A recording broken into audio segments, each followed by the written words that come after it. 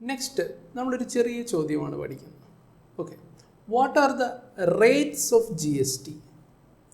G S T നിയമത്തിനകത്ത് നമ്മൾ ഉപയോഗിക്കുന്ന വിവിധ ജി എസ് ടി റേറ്റുകൾ എന്തൊക്കെയാണ്?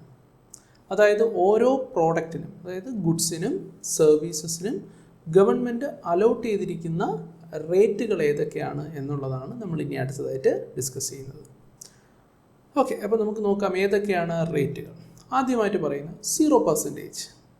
ചില പ്രോഡക്റ്റുകൾക്ക് 0% ആണ്. അപ്പോൾ 0% എന്ന് പറയുമ്പോൾ ആ പ്രോഡക്റ്റിൻ്റെ മേളിൽ ജി എസ് ടി കാൽക്കുലേറ്റ് ചെയ്യേണ്ട കാര്യമില്ല. എന്നാൽ അതിൻ്റെ അർത്ഥം അതൊരു നോൺ ടാക്സബിൾ ഐറ്റമാണ് എന്നർത്ഥമില്ല. അത് ടാക്സബിൾ ആണ്, പക്ഷെ അതിൻ്റെ റേറ്റ് എന്ന് പറഞ്ഞാൽ 0 ആണ് എന്നേ ഉള്ളൂ.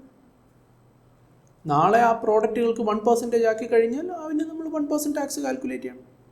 നോൺ ടാക്സബിൾ എന്ന് പറഞ്ഞാൽ അതിന് റേറ്റേ ആപ്ലിക്കബിൾ അല്ല. ഓക്കെ, അതിന് റേറ്റ് ഇനി കൊണ്ടുവരാനും പറ്റത്തില്ല. അങ്ങനെ ഒരു ഇതാണ് നോൺ ടാക്സബിൾ എന്ന് പറയുന്ന ഒരു കാര്യം. അപ്പോൾ അതിന് നമുക്ക് റേറ്റ് ഒന്നും അപ്ലൈ ആകാത്ത ഗുഡ്സിനെ അല്ലെങ്കിൽ സർവീസിനെയാണ് നോൺ ടാക്സബിൾ എന്ന് പറയുന്നത്.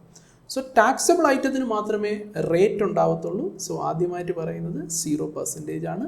0%ൽ വരുന്നത് vegetables, fruits, fish, meat, egg, milk ഇങ്ങനെയൊക്കെയുള്ള പ്രോഡക്റ്റുകൾക്ക് 0% ആണ്. അതായത് ഒരു വ്യക്തിയുടെ നോർമൽ ലൈഫിൽ അദ്ദേഹത്തിൻ്റെ ബേസിക് നെസസിറ്റീസിന് വേണ്ടി ഡേ ടു ഡേ ആക്ടിവിറ്റീസിൽ ഉപയോഗിക്കുന്ന ഒട്ടുമിക്ക പ്രോഡക്റ്റുകളുടെയും റേറ്റ് 0% ആയിരിക്കും.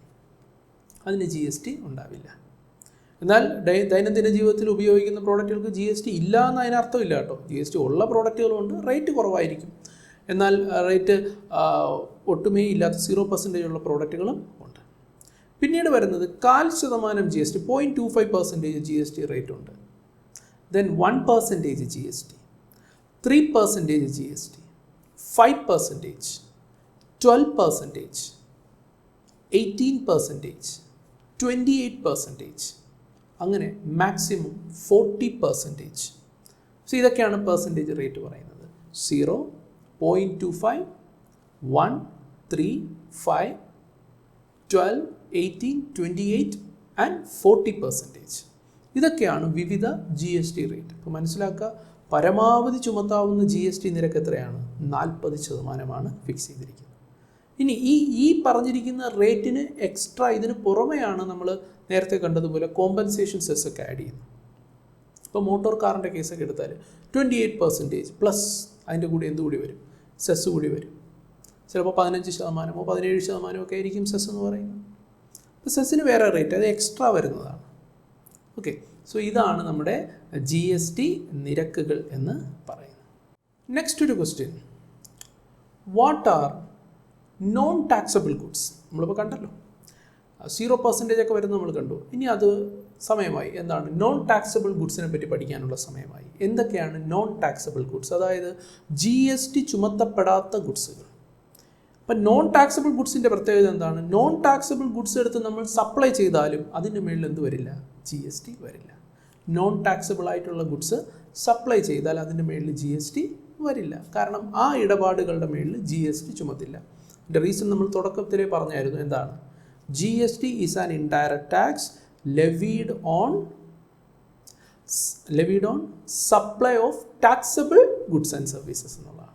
സോ നമ്മളിവിടെ പഠിക്കുകയാണ് ഏതൊക്കെയാണ് non taxable goods and services. Non taxable goods ഇതാണ് ആദ്യം പഠിക്കുന്നത്. ഫസ്റ്റ് വൺ പറയുന്നു alcoholic liquor for human consumption. മദ്യം, ഹ്യൂമൻ കൺസംഷന് വേണ്ടിയിട്ടുള്ള മദ്യം. മദ്യത്തിൻ്റെ മേളിൽ ജി എസ് ടി ചുമത്തില്ല. കാരണം മദ്യത്തിൻ്റെ മേളിൽ നികുതി ചുമത്തുവാനുള്ള അധികാരം പൂർണ്ണമായും സംസ്ഥാന സർക്കാരിനുള്ളതാണ്. സംസ്ഥാന സർക്കാരുകൾക്ക്, സ്റ്റേറ്റ് ഗവൺമെൻറ്റുകൾക്കാണ് മദ്യത്തിൻ്റെ മേളിൽ വരുന്ന എല്ലാ ഇൻഡയറക്റ്റ് ടാക്സുകളും ചുമത്തുവാനുള്ള അധികാരം. മദ്യത്തിൻ്റെ മേളിൽ എക്സൈസ് ഡ്യൂട്ടി ഉണ്ട്, സ്റ്റേറ്റ് എക്സൈസ് ഡ്യൂട്ടി ഉണ്ട്, അതുപോലെ തന്നെ സെയിൽസ് ടാക്സ് ഉണ്ട്. മാനുഫാക്ചർ ചെയ്യുമ്പോൾ അതിൻ്റെ മേളിൽ സ്റ്റേറ്റ് എക്സൈസ് ഡ്യൂട്ടി ചുമത്തപ്പെടും. ഈ ഉൽപ്പാദിപ്പിക്കപ്പെട്ട മദ്യം വിൽക്കുമ്പോൾ അതിൻ്റെ മേളിൽ സെയിൽസ് ടാക്സ് ഉണ്ടാകും, അതിൻ്റെ മേളിൽ വേറെ സെസ് ഉണ്ട്. അപ്പോൾ ഇതെല്ലാം ചേരുന്നതാണ് മദ്യത്തിൻ്റെ മേളിലുള്ള നികുതി. അതിൻ്റെ മേളിൽ എന്തില്ല? ജി എസ് ടി ഇല്ല. GST ഇല്ല എന്ന് മാത്രമല്ല, ഇനി ഒരിക്കലും അതിൻ്റെ മേളിൽ GST കൊണ്ടുവരത്തുമില്ല. അങ്ങനെയാണ് നമ്മുടെ രാജ്യത്ത് നിലനിൽക്കുന്ന നിയമം. അപ്പോൾ പറയാണ്, ആദ്യമായിട്ട് നോൺ ടാക്സബിൾ ആയിട്ടുള്ള commodity alcoholic liquor for human consumption. രണ്ടാമതായിട്ട് പറയുന്നു ഹൈ സ്പീഡ് ഡീസൽ ഓയിൽ, അതായത് നമ്മുടെ ഡീസൽ, വാഹനങ്ങളിൽ ഉപയോഗിക്കുന്ന ഡീസൽ. മൂന്നാമതായിട്ട് പറയുന്നു motor spirit and which is commonly known as petrol, നമ്മുടെ പെട്രോൾ, വാഹനത്തിൽ ഉപയോഗിക്കുന്ന പെട്രോൾ. നാച്ചുറൽ ഗ്യാസ്, പ്രകൃതി വാതകം. പെട്രോളിയം ക്രൂഡ്, നമ്മൾ ഈ ക്രൂഡ് ഓയിൽ എന്ന് പറയുന്ന ഉൽപ്പന്നം. ഏവിയേഷൻ ടർബൈൻ ഫ്യൂവൽ, വിമാന ഇന്ധനം. സോ ഇത്തരം പ്രോഡക്റ്റുകളുടെ മേളിൽ GST ബാധകമല്ല. And they are considered as non taxable commodities, non taxable goods. എന്നാൽ ഈ പറഞ്ഞ ലിസ്റ്റിൽ ഇപ്പോൾ ഒരു 5-6 പോയിന്റ് പറഞ്ഞല്ലോ, അതിൽ മദ്യം ഒഴികെയുള്ള പ്രോഡക്റ്റുകളെ നമ്മളൊന്ന് ശ്രദ്ധിക്കുക. കാരണം നിലവിൽ അവയെല്ലാം നോൺ ടാക്സബിൾ കമ്മോഡിറ്റിയാണ്.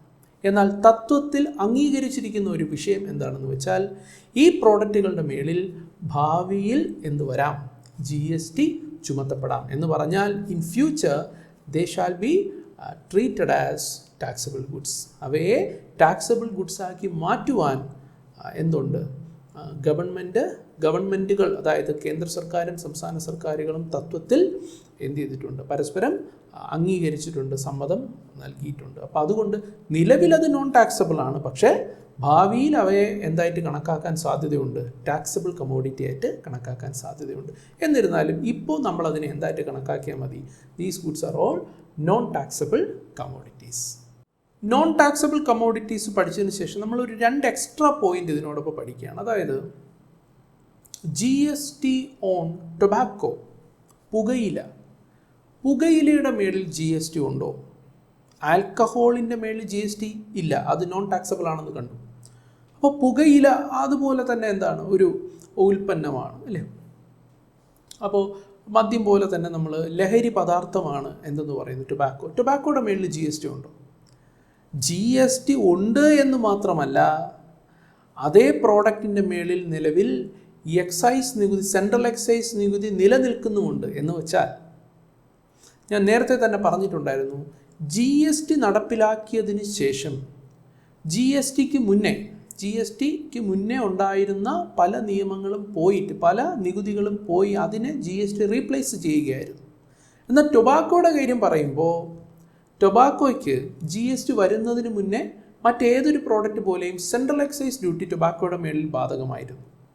എന്നാൽ GST വന്നപ്പോൾ ആ സെൻട്രൽ എക്സൈസ് ഡ്യൂട്ടി പോയിട്ടില്ല, അതിപ്പോഴും അതിൻ്റെ മേളിലുണ്ട്. പ്ലസ് അതിൻ്റെ കൂടെ എന്തുകൂടി വന്നു, GST കൂടി വന്നു.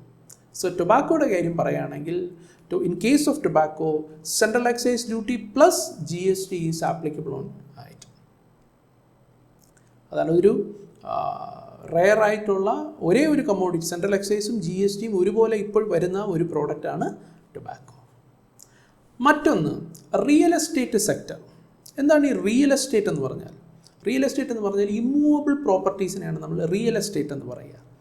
എന്ന് പറഞ്ഞാൽ ബിൽഡിംഗ്, ലാൻഡ്, കമേഴ്ഷ്യൽ പ്ലോട്ട്സ്, ഇവയാണ് നമ്മൾ റിയൽ എസ്റ്റേറ്റ് എന്ന് പറയുന്നത്.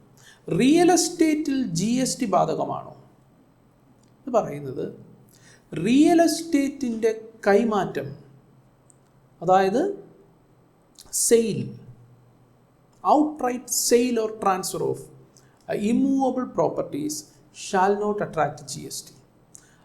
എന്ന് പറഞ്ഞാൽ അതിൻ്റെ അർത്ഥം എന്താണ്? GSTയുടെ ഫുൾ ഫോം തന്നെ ഗുഡ്സ് ആൻഡ് സർവീസസ് ടാക്സ് എന്നുള്ളതാണ്. നമുക്ക് ലാൻഡിനെയോ ബിൽഡിങ്ങിനെയോ നമുക്കൊരിക്കലും ഒരു ഗുഡ്സ് ആയിട്ട് പരിഗണിക്കാൻ പറ്റത്തില്ല. കാരണം ഗുഡ്സിൻ്റെ ഡെഫിനിഷൻ നമ്മൾ നിയമത്തിനകത്ത് പ്രത്യേകം പഠിക്കും. എങ്കിലും പറയട്ടെ, മൂവബിൾ ആയിട്ടുള്ള കമോഡിറ്റീസിനെയാണ് നമ്മൾ ഗുഡ്സ് ആയിട്ട് പരിഗണിക്കുക. ലാൻഡ് എന്ന് പറഞ്ഞാൽ ഇമ്മൂവബിളാണ്, ബിൽഡിംഗ് എന്ന് പറഞ്ഞാൽ ഇമ്മൂവബിളാണ്. സോ ഇമ്മൂവബിൾ ആയിട്ടുള്ള വസ്തുക്കളുടെ കൈമാറ്റത്തിന് GST എന്തല്ല, ബാധകം അല്ല. സോ ആ പോയിന്റ് ഇങ്ങനെ വേണം മനസ്സിലാക്കാൻ, sale of land or sale of building shall not attract GST. എന്നാൽ അതേസമയം ഇതേ റിയൽ എസ്റ്റേറ്റ് സെക്ടറിനകത്ത് സെയിലോ ലാൻഡോ സെയിലോ ബിൽഡിങ്ങോ അല്ലാത്ത മറ്റ് പ്രവൃത്തികളുണ്ടാവും. ഉദാഹരണത്തിന്, ഇപ്പം ഞാൻ നിങ്ങൾക്കൊരു വീട് പണിത് തരികയാണ്, അത് ഞാനിപ്പോൾ ചെയ്തത് സെയിൽ ഓഫ് ബിൽഡിംഗ് അല്ലല്ലോ, പകരം കൺസ്ട്രക്ഷൻ ഓഫ് ബിൽഡിംഗ് അല്ലേ.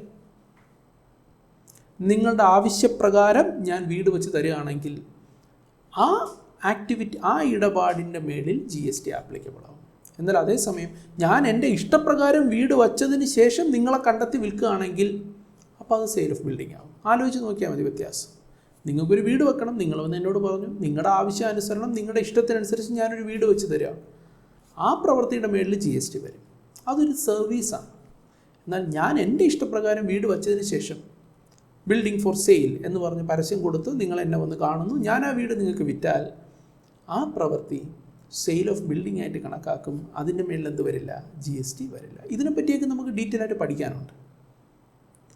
അത് നമ്മൾ അതാത് ഏരിയ, നിയമത്തിനകത്ത് അതാത് ഏരിയ വരുമ്പോൾ we will discuss in detail.